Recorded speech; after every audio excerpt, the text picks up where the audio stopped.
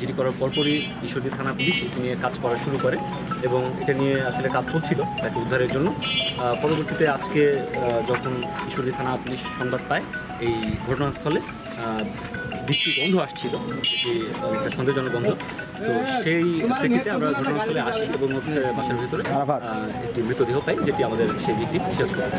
আসলে যে বডিটিতে পাওয়া গেছে সেই বডিটি পাওয়া গেছে বাথরুমের ভেতর এবং পুরো বাসাটাই সমস্ত দরজা জানালা আটকানো ছিল, যার কারণে হয়তো গন্ধটা ওইভাবে বাইরে আসতে পারেনি। কিন্তু যখন গন্ধটা প্রচুর বিকট আকার ধারণ করে তখন আশেপাশের লোকজন বুঝতে পেরে অথবা তারা সন্দেহের বশবর্তী হয়ে আমাদের জানায় এবং তার পরিপ্রেক্ষিতে আমরা এসে এটি পাই। আসলে এখন পর্যন্ত আমাদের সমস্ত বিষয় আপনারা জানেন যে আমরা এসে প্রাথমিক যে কাজগুলো সেই কাজগুলো করছি এবং ঘটনার আসলে কীভাবে ঘটেছে, কেন ঘটেছে সেটা তদন্ত সাপেক্ষে আমরা বিস্তারিত জানতে পারবো এবং পরবর্তীতে আপনাদেরও জানাতে পারবো।